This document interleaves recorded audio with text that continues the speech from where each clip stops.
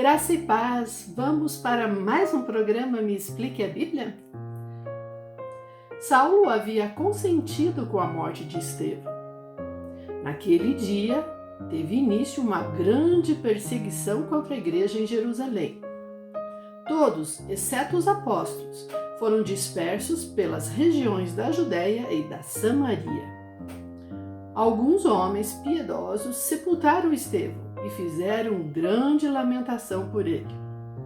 Saulo, porém, queria destruir a igreja, indo de casa em casa.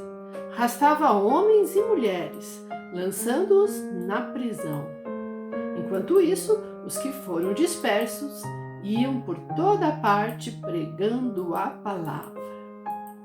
Alguns homens bondosos sepultaram o primeiro mártir da igreja cristã. Eu diria até que o primeiro mártir foi Jesus, que deu a vida pela causa do início da igreja, da salvação dos seres humanos, salvação do mundo, salvação de tudo.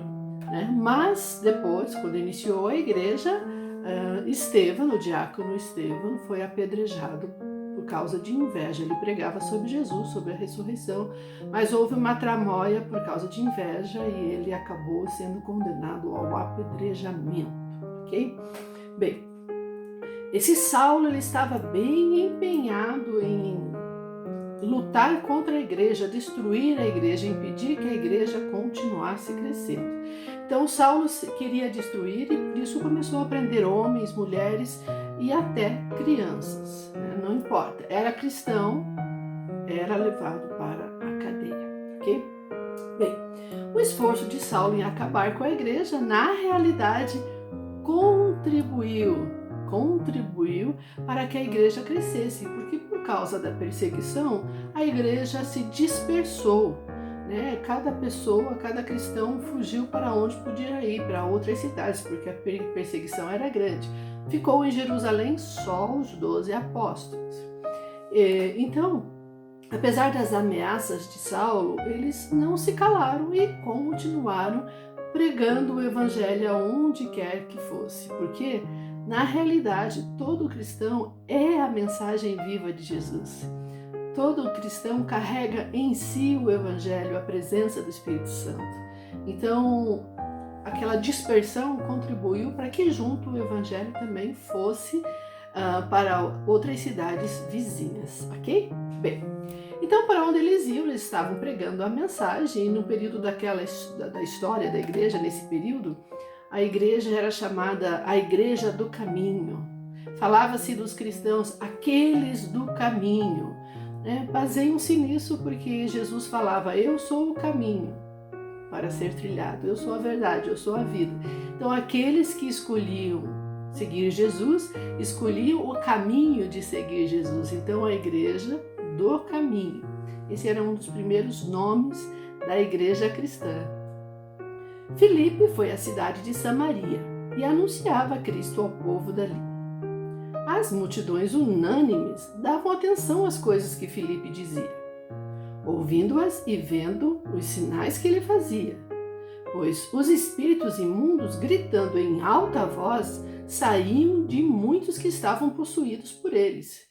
E muitos paralíticos e coxos foram curados, e houve grande alegria naquela cidade. Bem, então, como eu disse para vocês, os apóstolos permaneceram em Jerusalém e Filipe era um dos diáconos. Eu sei que tem um dos apóstolos que se chamava Filipe também, mas como os apóstolos ficaram em Jerusalém, este é o Filipe diácono. Dele se fala na Bíblia que ele tinha 4 filhas que eram profetisas, ok? Bem, ele foi para Samaria e lá desenvolveu um intenso trabalho evangelístico. Multidões ouviam com atenção o que ele dizia e ficavam admirados com os milagres que o Espírito Santo efetuava através da vida de Filipe. Aleijados e paralíticos eram curados e espíritos malignos que tinham se apoderado de algumas pessoas, algumas pessoas estavam endemoniadas, elas foram libertas. E o povo daquela cidade ficou muito alegre com o que Filipe fez naquela cidade, ok?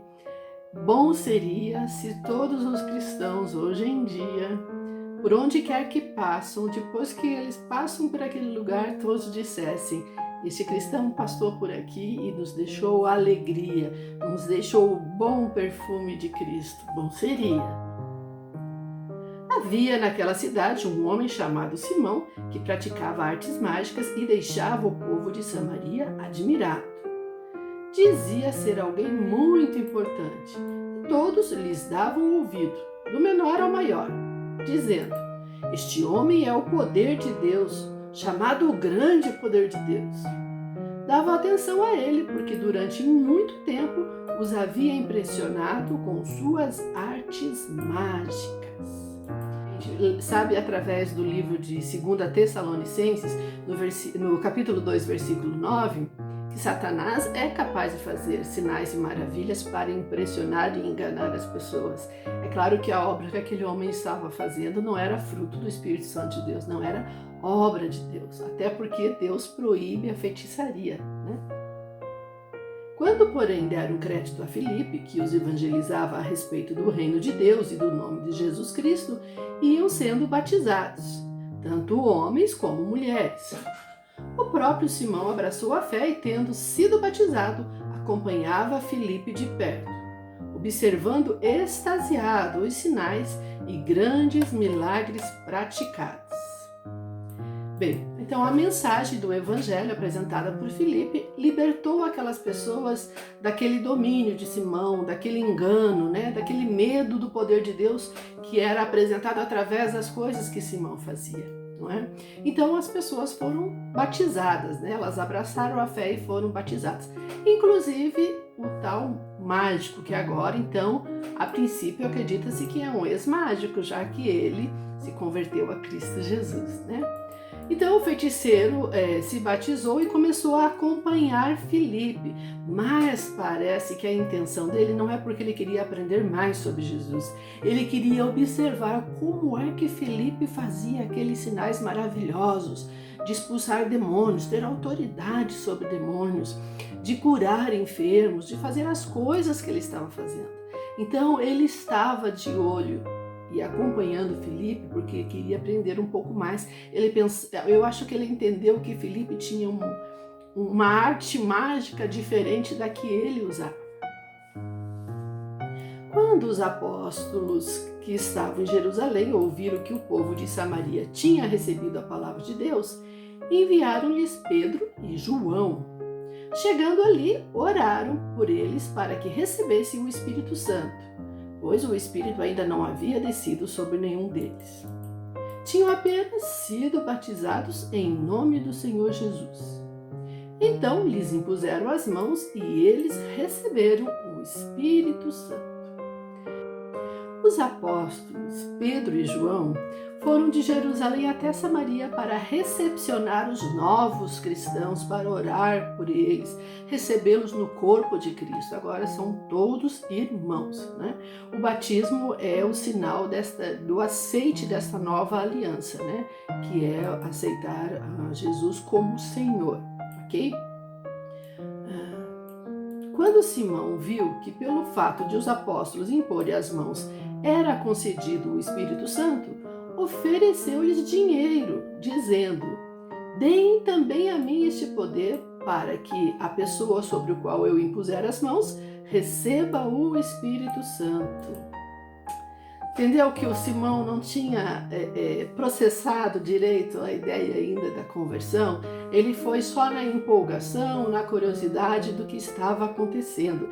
Simão até aqueles dias vivia de fazer artes mágicas e ele pensou agora que essas pessoas que estão chegando falando em nome de Jesus têm artes mágicas mais poderosas que a minha, eu vou pagar pela fórmula, né? Ele já estava há alguns dias acompanhando Filipe e vendo tudo que poderia se fazer através do Espírito Santo, né? Então ele tentou subornar os apóstolos. Foi isso que ele fez, não é? O fato é que aquele homem só se batizou porque ficou convencido do poder de Jesus. Ele não ficou convencido que ele tinha que se arrepender dos seus pecados e iniciar uma vida nova, iniciar um novo processo. Ele entendeu o poder de Jesus, desejou o poder de Jesus, não é?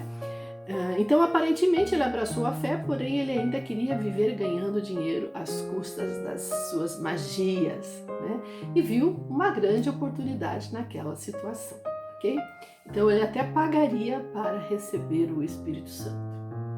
Eu penso que ainda hoje há muitas pessoas que querem ganhar dinheiro baseados no Espírito Santo, querem ganhar dinheiro através dos dons do Espírito Santo. Bem, mas Pedro respondeu: que o seu dinheiro seja destruído junto com você, pois você pensou que com ele poderia adquirir o dom de Deus. Não existe porção nem parte para você neste ministério, porque o seu coração não é reto diante de Deus. Portanto, arrependa-se deste mal e ore ao Senhor. Talvez Ele o perdoe por esse intento do seu coração, pois vejo que você está cheio de inveja e preso em sua maldade. Quem quer ganhar dinheiro às custas dos dons do Espírito Santo, às custas do Evangelho, presta atenção nesse conselho do apóstolo Pedro.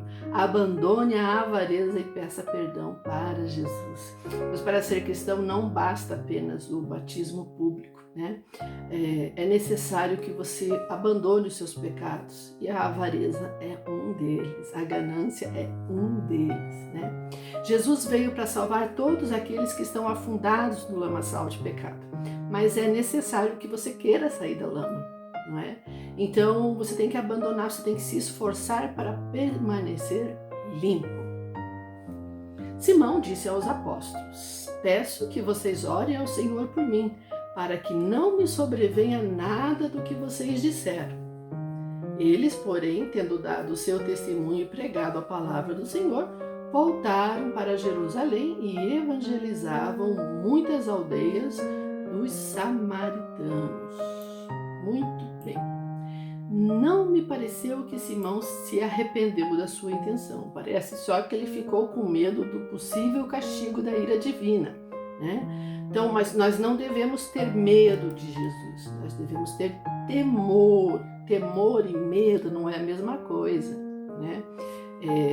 O medo, por exemplo, vai fazer com que você queira seguir a Jesus porque você tem medo do inferno.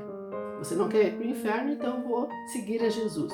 O temor é outra coisa, o temor é um respeito profundo, um respeito tão profundo que eu procuro obedecer, eu procuro fazer o que o meu Senhor manda.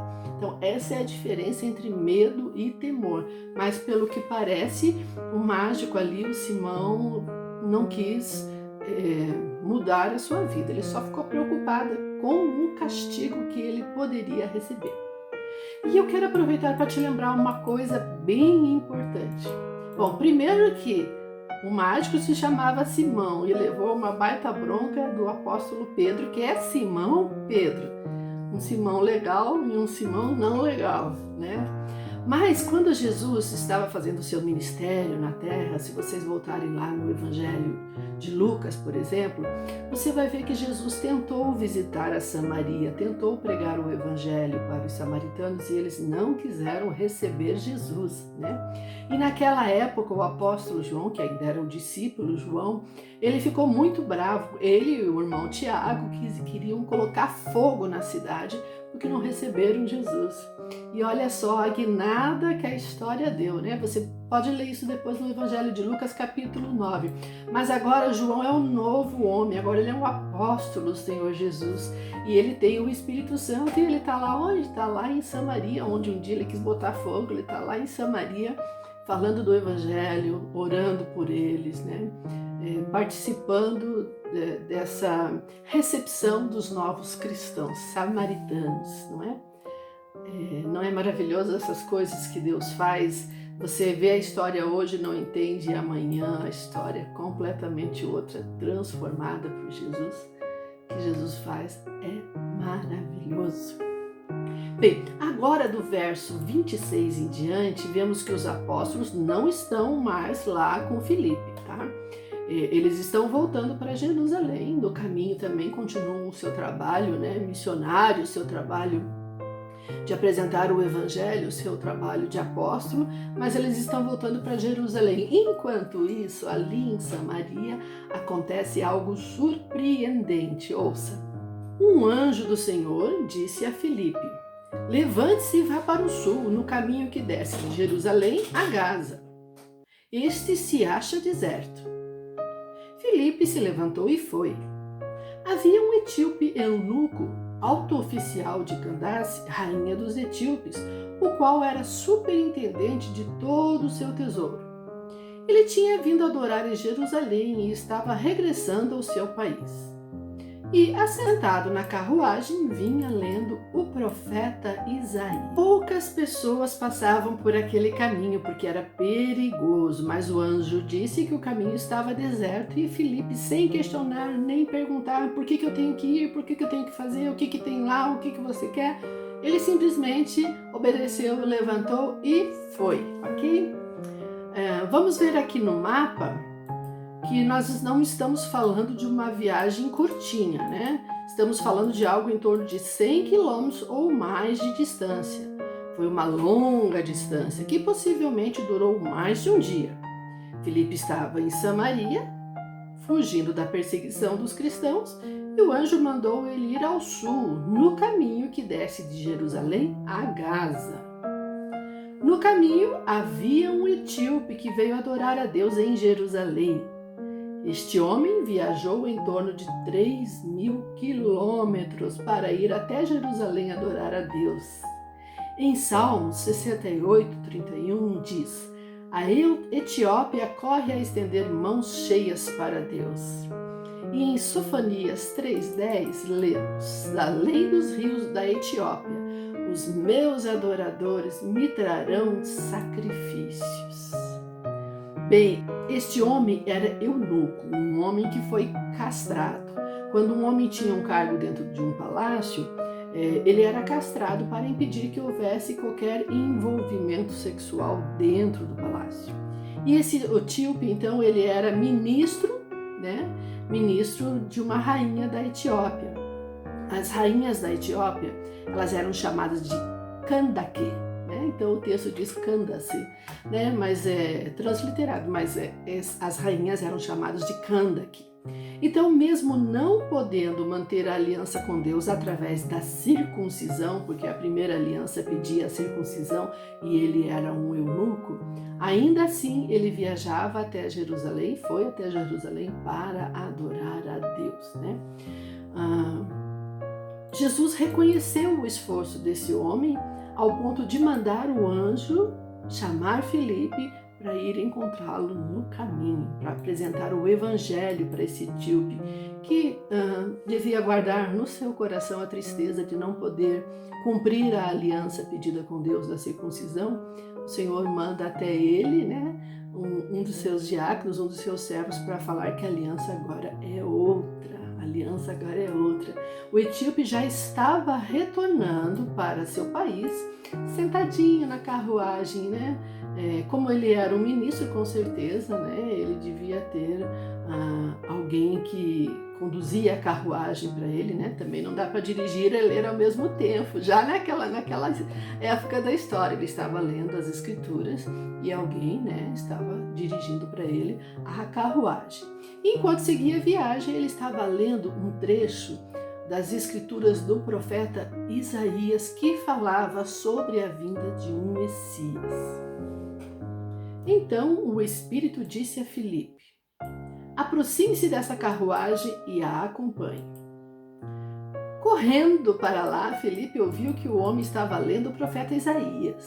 Então perguntou: o senhor entende o que está lendo? Ele respondeu: como poderia entender se ninguém me explicar?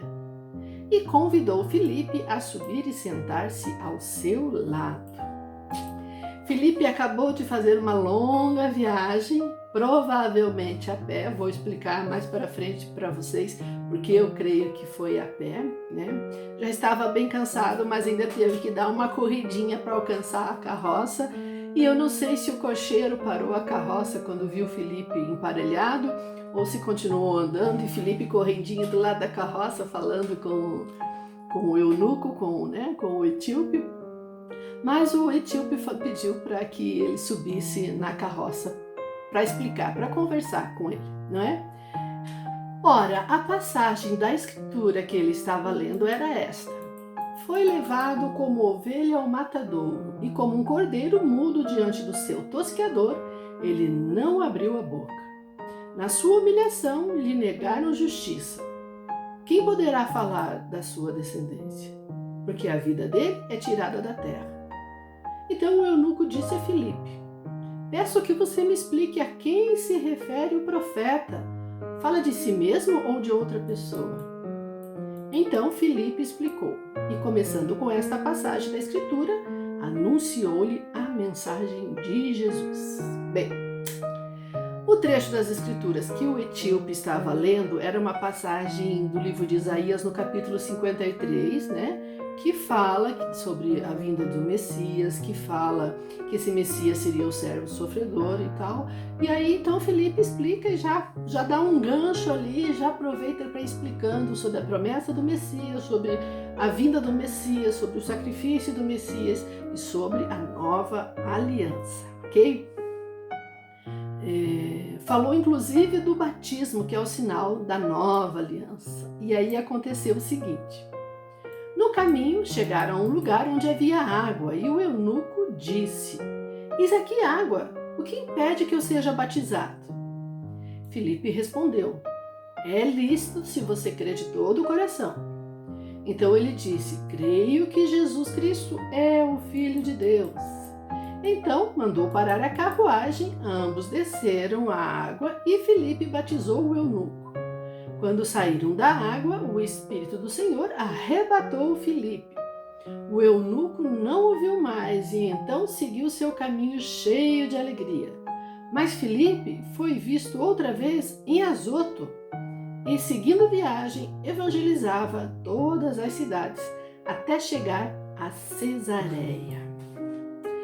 Olha só, cada vez Filipe está ficando mais longe da sua cidade, porque dá para entender aqui, se o etíope mandou parar a carroça porque viu a água, significa que Filipe subiu na carroça falar com ele, mas a viagem continuou, Afinal de contas, é uma viagem bem longa que o etíope vai fazer.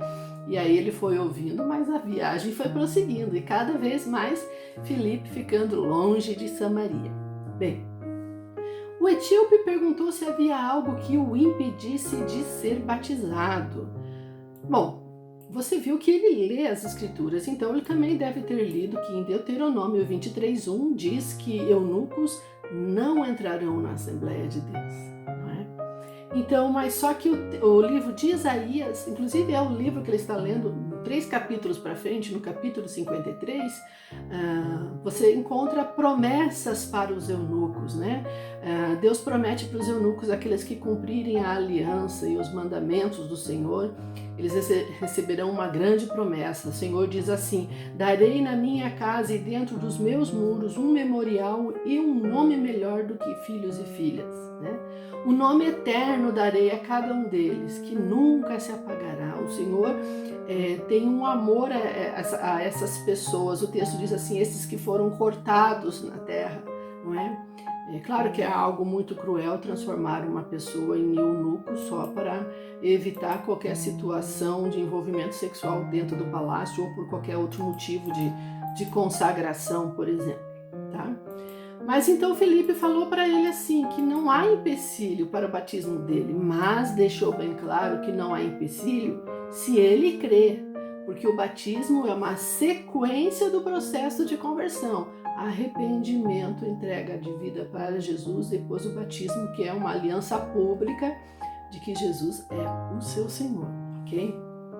Então a primeira pessoa precisa crer e se arrepender e depois ela vai ser batizada, E então ele vê que tem água no caminho e ele fala para Filipe: então vamos batizar, é agora, Eu gosto de gente assim, tem que batizar, vamos agora. Não fica assim, não, eu preciso de um ano ainda seguindo Jesus, depois eu decido se eu quero ou não, porque batismo é um compromisso muito sério, não sei se eu quero. Gente, enquanto não batizar, você não fez aliança com Jesus. Quem crer e for batizado será salvo, ok? Bem, mas Mas agora um detalhe sobrenatural. Quando o etíope e Filipe estavam saindo da água, o Espírito do Senhor arrebatou Filipe dali. Para onde o levou? Não sei, mas Filipe só foi visto novamente na cidade de Azoto. Por isso que eu creio que toda a viagem de Filipe, aquela longa distância de Samaria até se encontrar com o eunuco, foi a pé, porque Jesus honrou o eunuco, que viajou longa distância para vir até Jerusalém adorar, e honrou também Filipe, que viajou longa distância para evangelizar o eunuco, e arrebatou ele e o levou dali. Ele não voltou a pé dali, né? Quando Filipe saiu de Azoto depois para finalmente voltar para sua casa, o texto vai dizer que no caminho ele vai anunciando o evangelho na Cesareia. Tá no caminho, eu estou passando, eu estou falando de Jesus, estou falando do evangelho, estou falando a mensagem, né? O Espírito Santo usava Filipe com muito poder, porque Filipe se disponibilizava como servo, né? Muita gente quer ser usado pelo Espírito Santo, mas não se dispõe. O Espírito Santo pode me usar, mas não na hora que está passando o filme que eu gosto, não na hora que é o almoço de domingo, não de madrugada quando eu estou dormindo, não me acorde para orar, não. Eu quero ser usado da maneira que eu quero, não a maneira que você quer. E aí a pessoa não entende por que não é usada pelo Espírito Santo. Ela põe empecilhos. E o Filipe não. Você vê que quando foi chamado para ir da onde ele estava, passar por Gaza, que é um lugar perigoso, ele nem questionou, ele levantou e já foi indo. Quando chegou lá que ele foi entender o que o Espírito Santo queria dele, não é? Então faça como Filipe. Se disponha. Se disponha e o Espírito Santo vai te ajudar. Ele vai te usar como um instrumento nas mãos do Senhor. Esse capítulo 8 é maravilhoso, é maravilhoso. Eu penso assim, às vezes, que se não houvesse aquela dispersão da perseguição, quem sabe aqueles cristãos continuariam por muito tempo num grupinho legal ali, se reunindo, como nós fazemos nos dias de hoje. Nos juntamos como um grupo e ficamos só nesse grupo ali, orando, cantando, fazendo as nossas comunhões, com os nossos bolos, os nossos chimarrãos, os nossos bate-papos, e não saímos pregar o Evangelho. Foi preciso vir uma perseguição para que eles se esparramassem. Então levanta e vai pregar o Evangelho antes que você precise de algo que te faça levantar do lugar. O Senhor não está brincando, tanto não está brincando que Ele veio e deu a vida por toda a humanidade. Para você sobrou agora só anunciar o Evangelho. Bora lá ser usado pelo Espírito Santo, ok? Se você gostou, se inscreva no canal, adicione, né, as notificações, acompanhe no Facebook, Me Explique a Bíblia, no Instagram. Compartilhe com seus amigos. A Rádio Prisma tem compartilhado esses programas, tem dado um apoio muito grande a esse projeto Me Explique a Bíblia. Um grande abraço ao pessoal da Rádio Prisma São Paulo e também da HCJB, que tem trabalhado com o projeto Me Explique a Bíblia através de podcasts, ok? Seja abençoadíssimo em nome de Jesus.